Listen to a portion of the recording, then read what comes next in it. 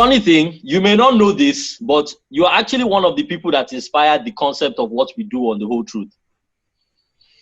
One time, Are you kidding me? I came in. Yes, sir. I came in not know this because he wasn't there yet. But one time when you came to the Accelerate studio to do our passion cover, so today and I asked you to tell us the story of how you made Stylee. Yeah, okay. I remember. So, IK, boss told us the story, as if we were so marveled at the tiny details. And then when we heard that story, we started to realize that we now asked ourselves, imagine how many more of these stories are out there that we don't know. Okay, some of all those small details, like the Jay-Z inspiration behind Stylee. So that's one of the things that made us want to hear these things from people. So when we started to do the whole thing, it was this kind of story we wanted. So as you're here today now, since we already know about Stylee, what we want is all the other ones that you did not have time to tell us that day. All the other gist that we could not hear that day. Yeah. That's what we want today. I'm here for you, man. Whatever, anything you want me to talk about, I'm here. Okay. I'll just try to put this phone on silent so it doesn't bother us while we're on. Okay. Yeah. So the Jimmy Jatt story that I know some parts of the early days and the rap. I know some of the origin stories. What I just don't know is the transition from that to being the legend, the #1 veteran DJ in the whole Nigeria. I think you start from maybe the origin story for some people that don't know it and are watching. People like us from the younger generation, like basically. Anyway, I just started out as a kid loving music. I'm coming from a home where Popsy, Momsy, brothers, everybody loved music. And I grew up on the island, Lagos Island for real. And if you know Lagos Island is just social life. It's music everywhere, so it's parties every now and then. People are just blocking the street and doing naming ceremony, any cause to celebrate. That was the life on the island at the time, So if you grew up on the island, you're likely to be influenced socially by that way of life, So I just grew up loving music and eventually tilting towards that whole hip hop, loving hip hop, especially when I just discovered hip hop. But I love music generally. I grew up. Sometimes I pride myself and say I'm a music encyclopedia because you'd be amazed at what I know. I'm not limited in terms of my genre or what the style of music that I deal with. I'm open to everything, So, like I said, my parents influenced me in a lot of ways. My dad towards all them, Sonny Ade, Ebenezer Obey, Fela, Nat King Cole, all those Otis Reddling's type music, James Brown. My mom on the other hand was more country and soft, so all them Dolly Parton style, them Bongos Ikwe, all those kind of music, ABBA and all those ones, So I grew up on everything. My mom put me on ABBA too, man. Same. So, and then obviously my brothers as well, those ones got influenced by my parents, I guess, but their own influence was heavy. So they started collecting all them funk music of the 70s, early 80s as well, So everything was just dumped at home, and me, I was an introvert, so all that music in the house is just what I grew up on. You understand what I'm saying? And eventually, I started nursing the idea of making records. So I started rapping. I started as a rapper, and then I make demo tapes. Was your name Jimmy Jatt then, as your rap name? No. Jimmy Jatt came much longer. I was known as Master J when I was rapping. Okay. Yeah. Mr. J with the so if you come around me, you'll find most people, family, friends from when I was young. Everybody calls me Master J. You hardly find anybody really close to me call me Jimmy Jatt. So that's like the beginning, and I fell in love with hip hop. I started, mimicking the early raps, and then eventually started writing my own rhymes as well. And then I was into breakdancing heavily, in my neighborhood. I used to dance on the street, all them backspin, windmill type thing. Eventually, I settled into DJing, influenced by my brothers still, and I've been DJing since then. Yeah. So how was that transition, like Oscar said, like what made you like want to, out of all the like, should I say genres of hip hop? Yeah. What made you pick up that DJ? Really, to be honest with you, in those days, we used to trade rhymes or just battle on the fence across the, in the neighborhood. But it got to a point where everybody knows what you can do. So when there's a little competition or battle like that, they don't even let you take part. They'll be like, man, we know, I beg, Then even the breakdancing, because my brothers had a record shop, I used to be the one in charge of organizing those breakdance competitions. And then people always felt like it's actually unfair for you to be one of the people competing for those, So I ended up being the guy changing tracks. Oh. You understand what I'm saying? And changing tracks means you're now behind the deck, So like I said, I was I was forced to that zone. Otherwise, my first love was actually rapping and, But I'm glad that I was forced into that zone, because I don't even think you'll have had a long career as a rapper from that time till now. And I don't think you'll have had a breakdancing career, So sometimes when I look back, I'm glad that I was forced to be the guy changing tracks, When was the first time you had a professional gig? Like, okay, you are the official DJ for maybe this show or this party or something. I wouldn't remember, but it would have been one of my brother's gigs. My brothers started DJing long before I started, so they were already doing gigs, but I followed them to gigs as side attraction. I was a lot younger then. So I used to follow them to gigs as a side attraction. Like they brag and say, if I bring my kid brother here, if he raps or if he dances now, all of you now go bow for here, So I used to be like a side attraction to my brother's performances. Do you understand what I'm saying? But eventually, like I said, I started leaning towards that. So it would have been one of their, their neighborhood gig that they were doing at the time that I probably DJed. But not that all that while that I'm talking about, even as DJs, we weren't mixing. Okay. Do you understand what I'm saying?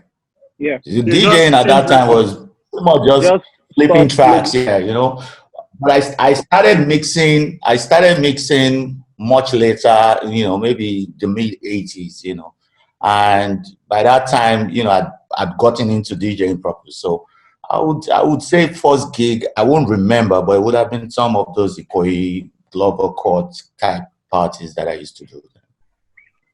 Would you remember the first time you were paid good money when you saw that, okay, when it now became a business, when it became a lucrative art? When I begin to, I remember. It was a bank end of year party. I've said this too many times. It was 1 year, NIB. There used to be this bank called NIB. It became Citibank, and then became some other name. I don't know what the name is right now.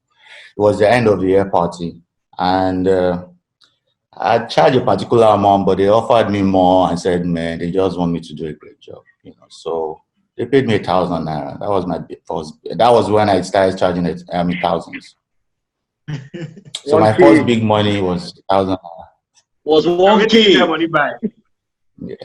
At the time when I was charging about 400 or 500 naira to play parties, and somebody offered you 1,000 naira, you go crazy, man. I killed the party. More than more than I guess I invested on, added into money to buy turntables. I was probably one of the few people at that time, because then you had this Technics turntable that a lot of people couldn't afford at the time. So it wasn't, maybe 2-3 DJs had it before me. So I actually put the money into acquiring it, and that also changed some things for me.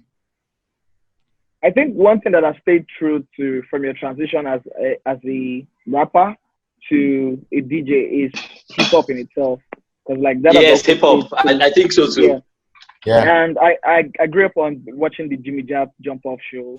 You get like seeing most of our favorite rappers like just coming in, spitting bars over like random I know they miss Jump Off. I know they miss Jump Off. Before freestyles became a thing, like Jimmy Jump Off was kind of like a pioneer in that right. So I want to know like what's the backstory, like what actually like led you to like start up something that was like we didn't have at the time.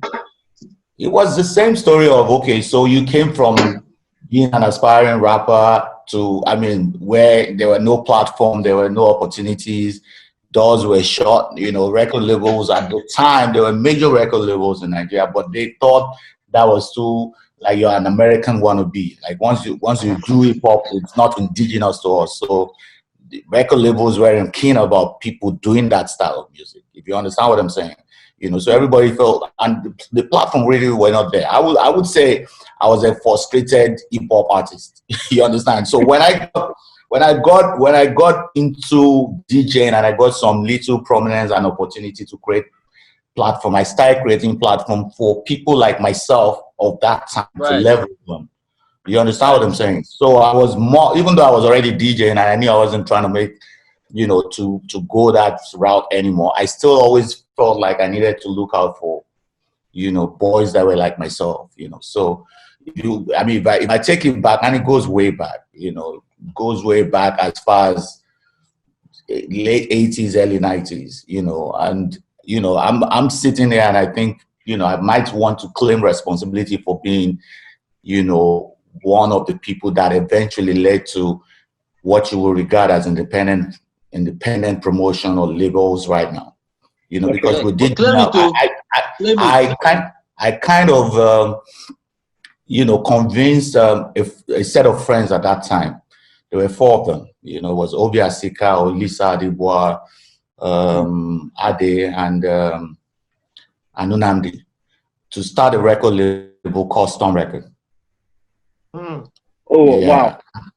And that was like in 89, 90. You know, and they started that just because I wanted that label to be able to service some boys that I've also known from the street, but they had the talent, but the opportunities were not there, you know. So it was Junior and Pretty that was the first independent promotion in, as far as I'm concerned. You know, and it was Storm Record. Most people don't know that. It was Storm Record that did Junior and Pretty. That Junior and Pretty was Storm Records. And I didn't even know that. Was Storm Record. No, a lot of people don't know. So, but I'm always emphatic. You know, they've been around. You know, so pretty much, you know, I kind of made that happen. You know, reason being that I would have been one half of Junior and Pretty. Let me even tell you that story. Junior and Pretty started as Junior and Pretty started as Junior and Jerry. Jerry was a friend of mine, you know, Balende, Greg's, and all those places. But when he finished high school, he left Nigeria, and Junior was alone. So it was going to be Junior and Jimmy. But I was already DJing, and I was more comfortable with DJing. Okay. You know, so Junior used to be like my own, what I used to be like to my brothers in those days, used to be my own side attraction. You know, so when I'm playing gigs, I bring this guy in. He does rap, you know, he does a little bit of. You started rapping in Pidgin. Oh, it was English then. It was English then. It was because the labels weren't paying attention and people were saying, "What is wrong with this one?" You think American. You know, so we started finding ways to make it more indigenous, more appealing to our people. So 2 things you can work on in that direction, and I think that's the format that everybody is using now.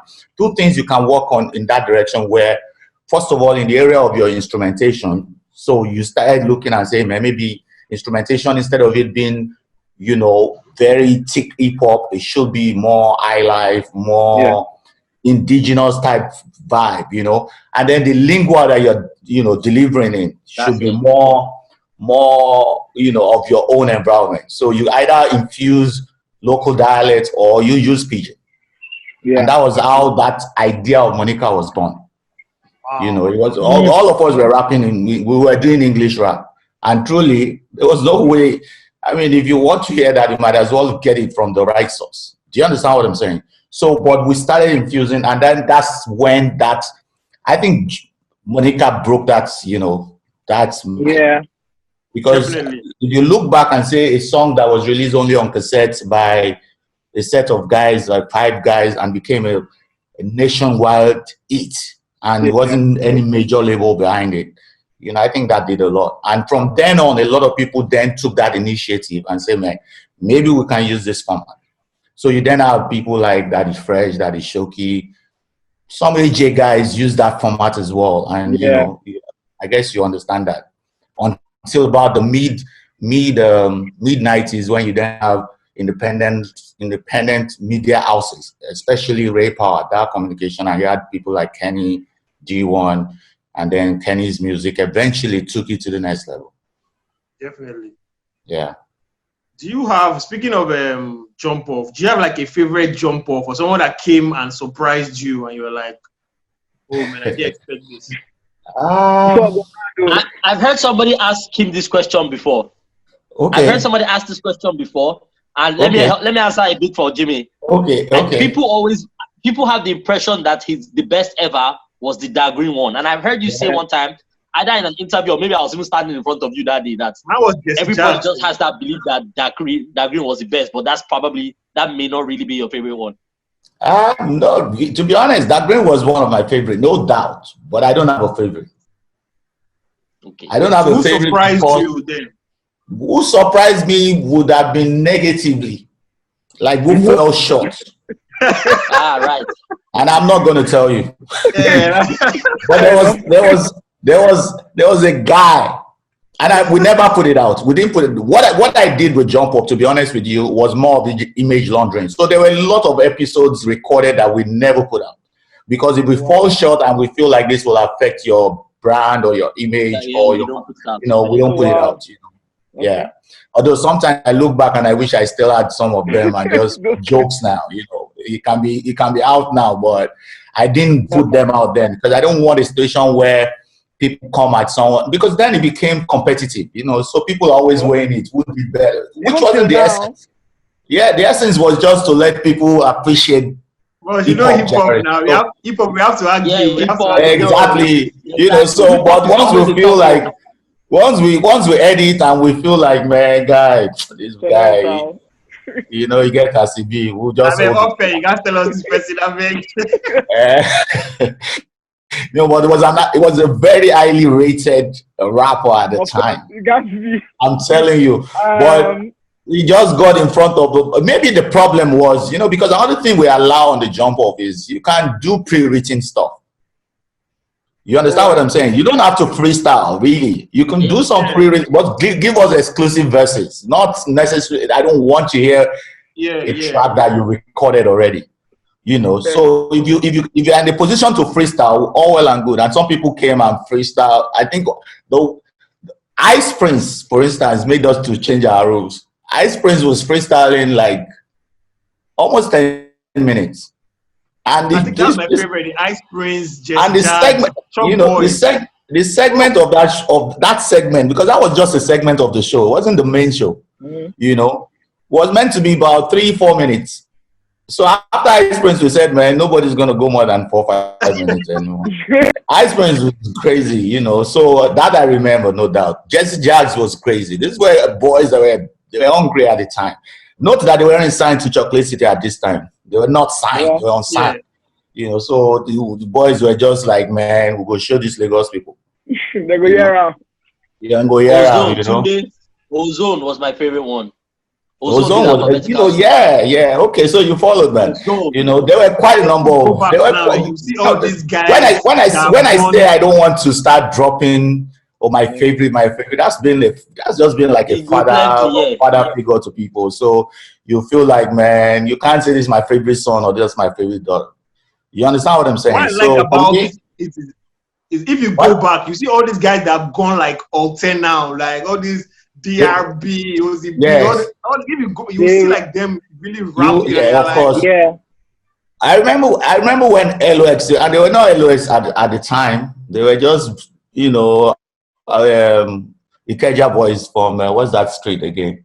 Allen. It was Tito that brought them, according to him. Allen. Yes, of course. And we smuggled them from school now. They were still in high school. It was tough to bring them to the studio, and they were in LOX at this time. Same thing with Flowsick. Flowsick used to rap as well. Even Wizkid rapped on the Jump Off, and it was about maybe 17, 18, a lot of people. So for me, that's the excitement that you just see boys, and then you feel like they have something, the only challenge then was people wanted to see more of the familiar faces, like popular artists. Yeah.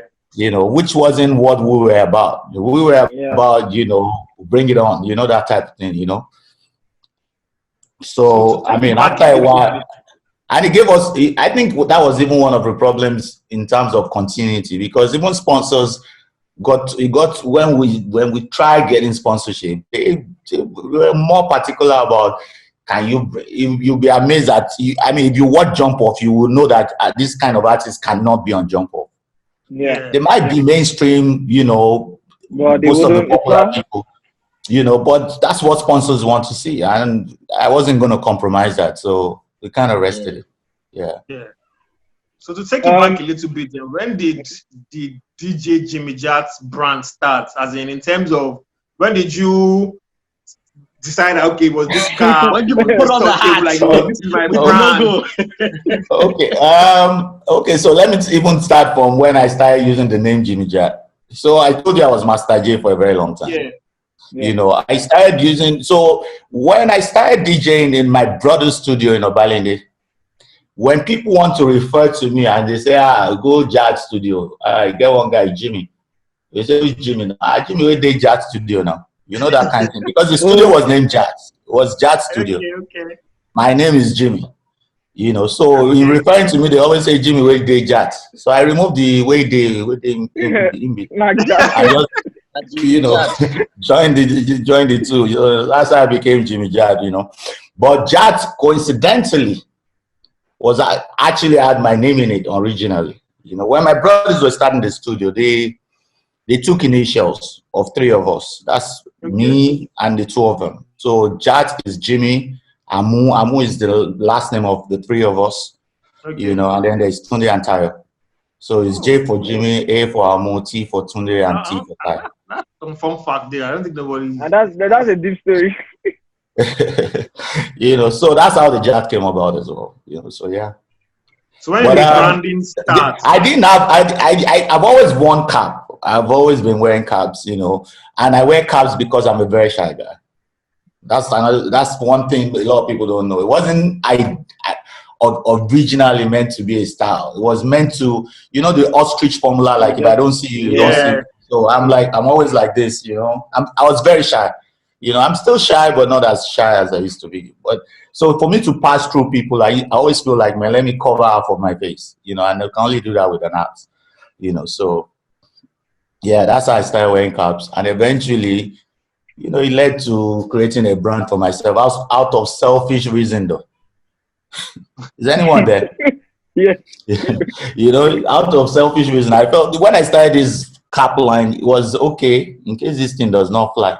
At least it can be souvenir or, you know, whatever giveaway to fans. And then I wouldn't even have to buy caps anymore. So, you know. Yeah, just run your own. So that was my thought at the time. But to be honest with you, we put it out like just to sample the demand that we got. It was crazy, man. And it popped too. It popped. It was so crazy. I make bold to say it's the most successful merchandise by To be honest, I think it is. So far, you know. Yeah, I think it is. It did well. It did well until the Pirates jacked it from us. You know, because I just started seeing the more we promote. Sometimes I always say it's until all these above boys start pirating your stuff. That's when you know you they jacked it too. I would just go to shows. You know, boys want to show you love. They want to let you feel like they're supporting your brand. So they wear your brand, you wear your cap. Well, you see all those colors and you're like, man, we didn't put out these colors, man. you know like our boys, they don't use container, drag and meter. You know, that's when the frustration starts again. Like, man, you know. You ever had to call one of your hard producers and be like, shall we do pink? I said, And you know the funny thing, the person wearing it wants to come and get a picture with you, so it looks like you're endorsing the pirated ones. You know, it was crazy, man. It is. Okay, so then we also know that while all this was going on, of course, while you were being the hottest DJ, you now started giving us tracks, and then when Stylee hit, man, I think that was our very first ever official Lagos anthem. And the video Now of we know that the song, story. I mean, I still went to watch it like very recently. Like the video was Yeah. very It's still different. hardcore till today. Shout out to DJT on the video though. You know, That because DJ even then, I mean, right now you can say, oh, well, it's not. I mean, but if you look at video quality of that time, Yeah. For sure. it was a bit ahead of the time. You know, no doubt. You know, I remember Two-Face telling us on the set of the video shoot that this is first. I mean, the best video he's seen himself at the time. You know, So how lucrative was it then? Did the song make money? I mean, because I know it's not like now that if it was a song you put out now, streaming and everything. But back then, what kind of return? You know, at that time it was physical sales that you had to rely on, and the people handling physical sales of music at that time were not sincere. Do you understand what I'm saying? It was Alaba now, you know. So and Alaba can never be sincere to you. You will continue to go to their store. They will show you thousands of copies on the floor and say this thing and not the move up. And they don't sell like they don't sell 1 million. Back door, they sold God knows how many, you know. But it doesn't even help as well because then, you know, like I told you my relationship with Storm. So the Definition album was a solo. It was my project all through. But when it was time to release, because of my relationship and friendship with Storm, I kind of, you know, brought Storm, or rather Storm lured me into being part of it. Yeah. And I think some, you know, I mean, as much as Storm, those are my brothers, man. But if few things didn't go right, good at that time. a few things didn't go right, you know. So I mean, I'm not blaming. I'm not saying I blame, but maybe we could have done better with it, you know. Did you ever think of setting up your own like record label? I've always had a record label. My 2 albums were released on my label. Okay. That's Inc. Yeah. That's what I was saying, but you know, my 2 albums have been released. All my projects have been released on my own label. I've never been signed to a label. Yeah. The only thing is I have had ideas of signing artists, and then you look back and say, man, maybe it's not time, maybe it's time, maybe it's not time. So it's taking forever, man. But I'm not Is there so keen about that. anybody you think you could have signed that you'd be like, I'm not signing this guy and now the guy don't blow? I could have signed Adishoki, I could have signed Junior and Pretty, I could have signed Idris Abdul Karim, I could have signed Whiskey. Because I had them like this before, you know. Yeah. Plantation Boys, I was the one that was shopping around their demo for them to get a deal. And they were just 2 at the time. I had met them at Bad Manners. I encouraged them to come to Lagos. They came to Lagos, and it fell on me to try and make something happen for them. Boss, I think, you know why we know that? Same thing with Idris. Idris I have known from Kano. I want to hear that history. Today, I was going to say why we know about the Plantation Boys is because in Stylee, Two-Face tell us, say, back then, na Jimmy Jatt, na he dey give us Yeah. Is there a story to Idris? Because of the character that he is, I just like to know how that went about. Like, you know, Idris. If you know, I was with Idris yesterday. Now, coincidentally, the Idris that I know is not the guy that everybody knows. That's a great guy, right? A wonderful guy, you know. But Idris is Mr. Said as it is, man. So that's it comes to him like it does, you know. So some of us will still apply diplomacy and say, man, I don't want to talk like this is how I feel about this, but maybe I'll just quietly go to the person, and Idris is on any platform is gonna lash at you, man. Idris will drop it like that. But he's a wonderful guy. If you know Idris is a very disciplined and very is a very good person, you know, in terms of let me gist you. Let me gist you. When we reached out to Idris, that man, we messaged him, said that we really wanted to come out the whole truth. Idris replied, say, truth? Okay, so people want to hear truth now. I thought everybody wants to silence me say truth. I said, boss, I beg you. I said, boss, I beg you. No, you should have Idris on the shoulder.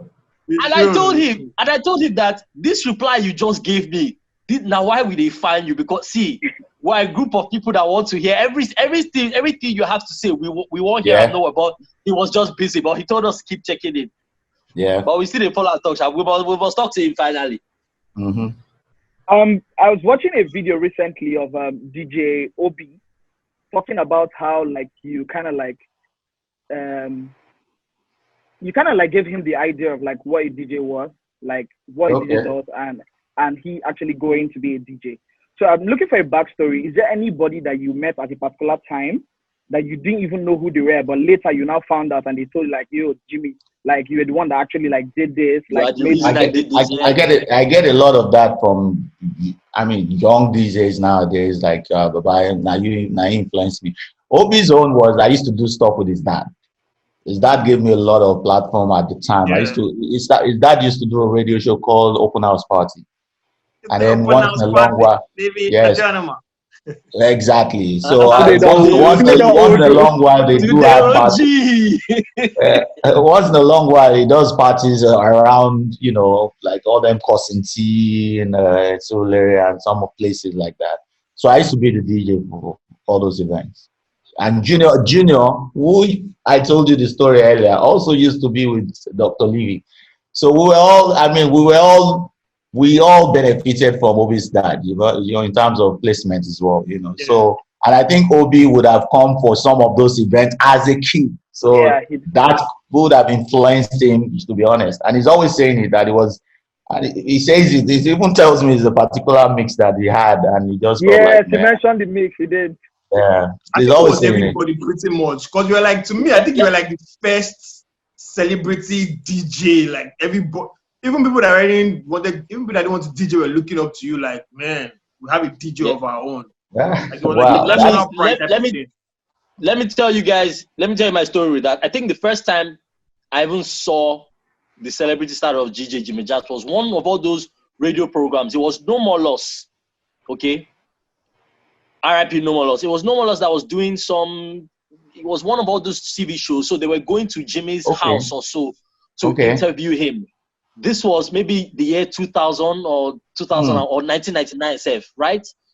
Now, that's when I knew that there was a DJ Jimmy Jatt. Now let's go to skill set as a DJ. Back in 2002 or 3, when 50 Cent came to Nigeria, right? Tunde and IK, mind you that this is not now that once music comes out because of streaming, we all know music. Yeah. This is not now that when music is popular, everybody knows it. Back then, it was all this kind of jams that, when you have like Lean Back, Fat Joe's Lean Back. Yeah. The song is new. Then you go to an event and DJ Jimmy Jatt is playing Lean Back by Notorious B.I.G. Like Baba, how? where did you get this song? Where did you get this song? That 50 Cent show, DJ Jimmy Jatt. Let me tell you what Jimmy Jatt did. That Jimmy Jatt caused trouble for that show because all the street boys and co, they were in the front, right? Yeah, They had Jibos that came like with their families. They were in the back in VIP.